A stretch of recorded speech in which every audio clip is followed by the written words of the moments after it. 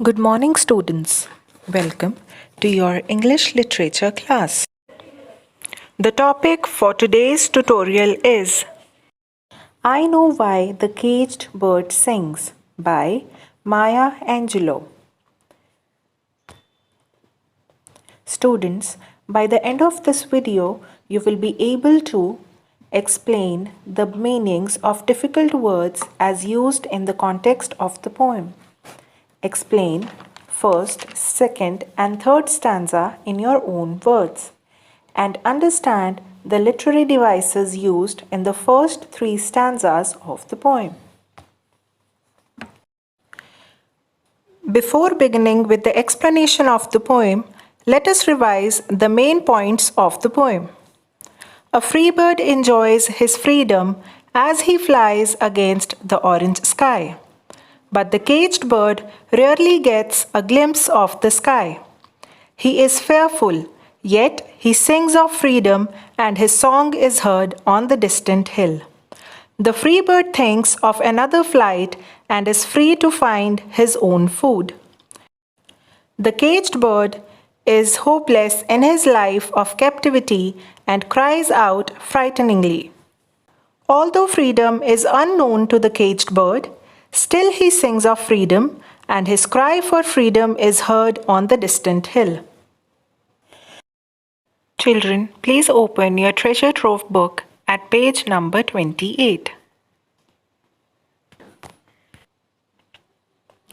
So let's start with the word meanings of first stanza.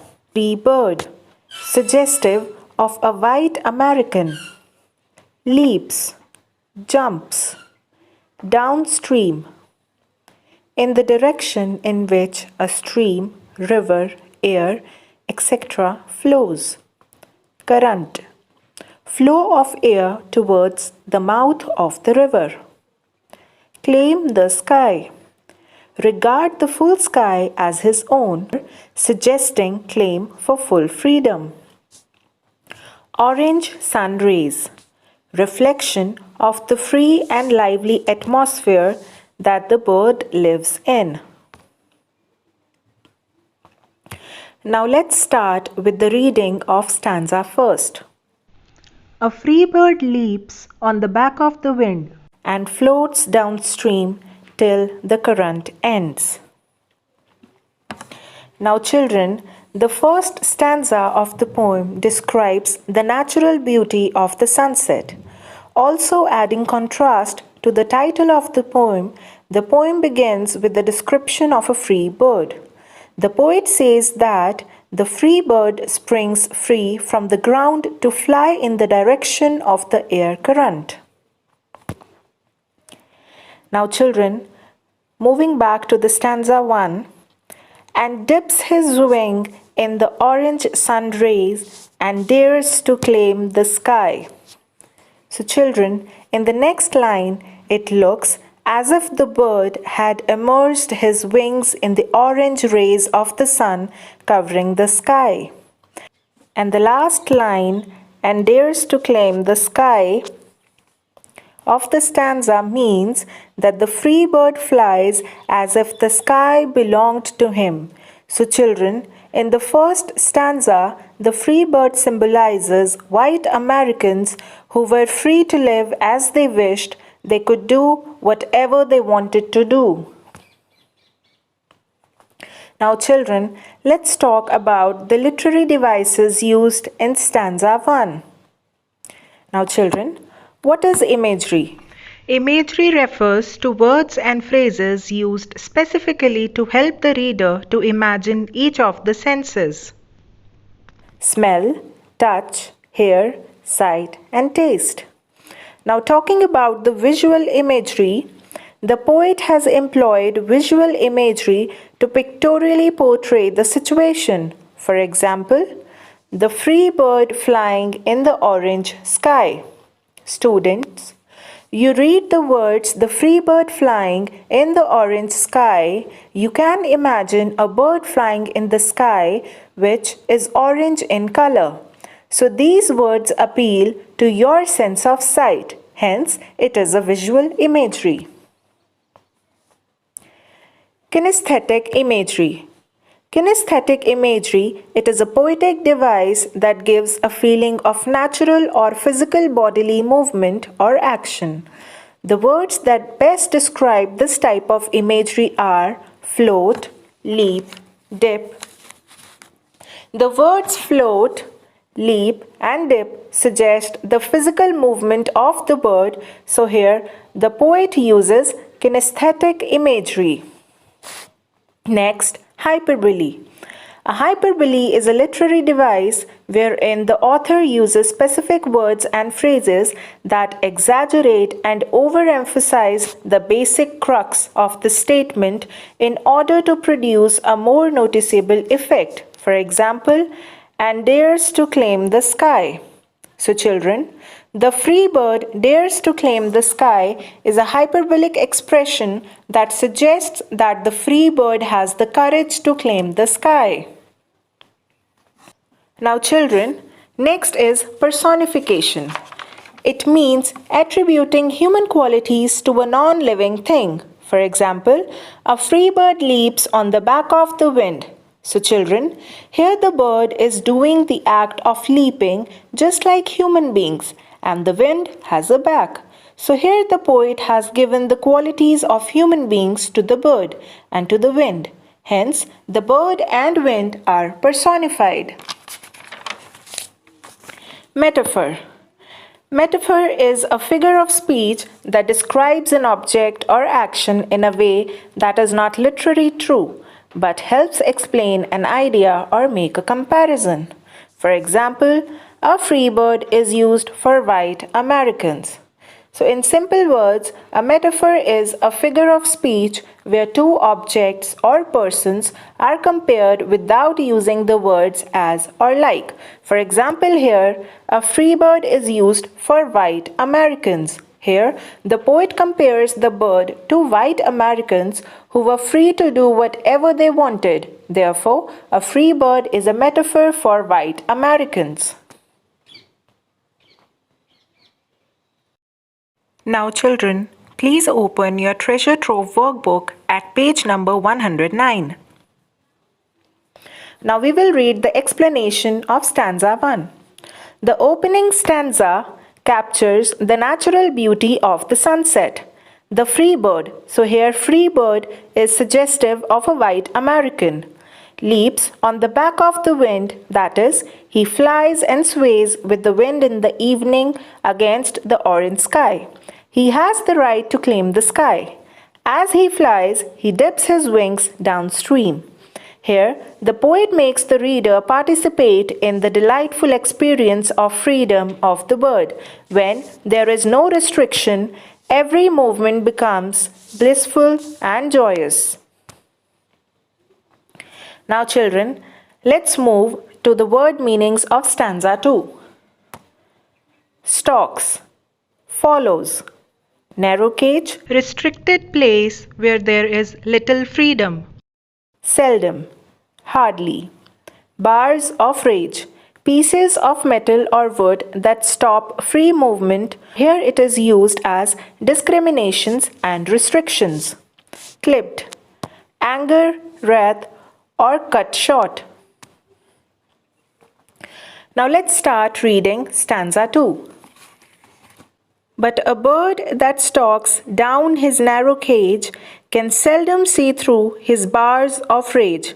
So children, the poet in the next stanza describes the conditions of the caged bird who is constantly watching down his cage. He can almost never see through the bars. Now children, which bars are we talking about? We're talking about the bars of his cage where he is kept. Children, why does the poet say the bars of rage?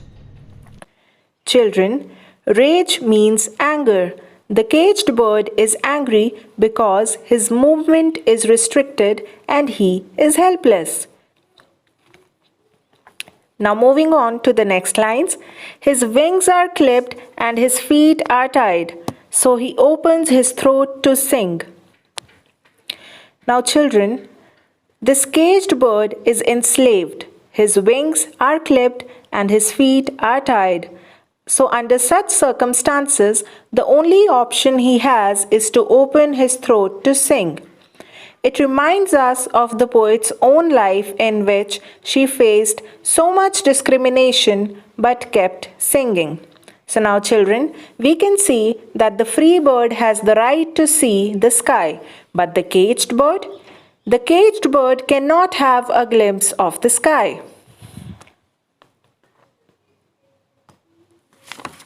Now, talking about the literary devices used in stanza 2. Alliteration. It is the close repetition of consonant sounds, usually at the beginning of words, as in, can seldom see through. So the sound of S is repeated, so the poet here has used alliteration. Now, children, symbolism. Symbolism is a literary device that uses symbols, be they words, people, marks, locations, or abstract ideas to represent something beyond the literal meaning.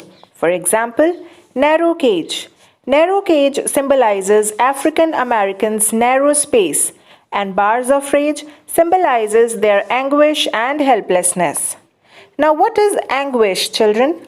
Anguish refers to the mental pain which African Americans were going through because they were enslaved and were helpless. Now let's talk about kinesthetic imagery. It is a poetic device that gives a feeling of natural or physical bodily movement or action. The word that best describes this type of imagery in this stanza is the word clipped.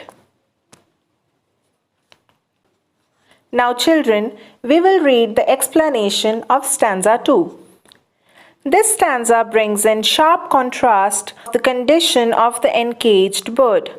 His wings are clipped and his feet are tied, so he can hardly move in his narrow cage and see through his bars of rage. He is in anger but is helpless. He only opens his mouth to sing, but no one can stop him from doing so. Thus, while the bird can enjoy the full sky, the encaged bird cannot have a glimpse of the sky. In other words, a person who feels restricted as a result of any kind of discrimination, prejudice, or powerlessness cannot enjoy the fruits of freedom and equality. He can only yearn for full freedom and struggle for it in different ways. Now let's read the word meanings of stanza 3. Trill, shrill or quiver. Longed, desired. Things unknown, strange things or incidents. On the distant hill, far away or remote area. Now, children, we will read stanza 3. The caged bird sings with a fearful trill of things unknown but longed for still.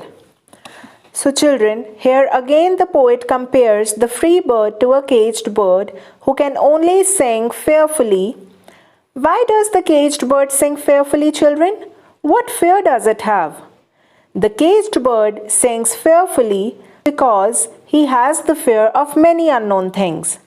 Due to lack of freedom, most of the things from the outer world are unknown to the caged bird, but still he desires for them. Now, moving back to the stanza, and his tune is heard on the distant hill, for the caged bird sings of freedom. So, children, a song travels from place to place. So, the song of the caged bird can also be heard in the distant hills. In other words, the poet reveals that the bird's cry for freedom is heard at a faraway place. Now we will discuss the literary devices used in stanza 3. Rhyme.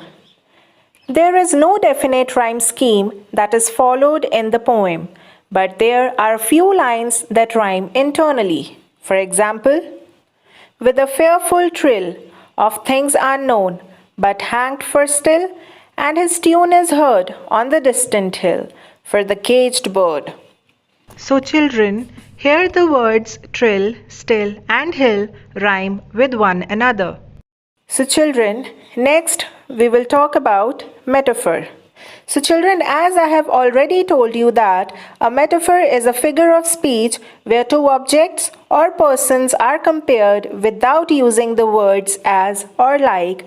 So here the word the caged bird is a metaphor for the poet Maya Angelou herself and all those African Americans who faced discrimination, prejudices and slavish treatment. Symbolism. Symbolism is a literary device that uses symbols, be they words, people, marks, locations, or abstract ideas to represent something beyond the literal meaning. For example, here the phrase with fearful trill symbolizes African Americans' helplessness. Now, let's talk about auditory imagery. Auditory imagery creates deep auditory effects on the reader.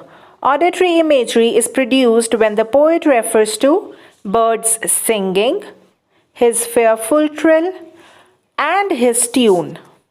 Here the words singing, trill, and tune appeal to our sense of hearing. Now children, let's read the explanation of stanza 3.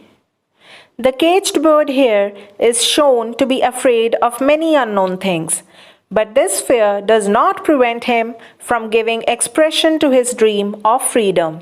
His voice is heard far and wide as he sings of freedom. Here the poet makes it clear that the voice of the oppressed people, their longings and aspirations cannot be suppressed.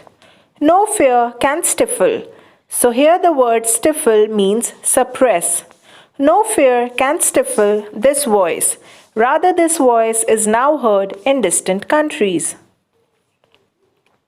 This brings us to the end of our today's lesson. Children, do the homework given in your SNAP homework.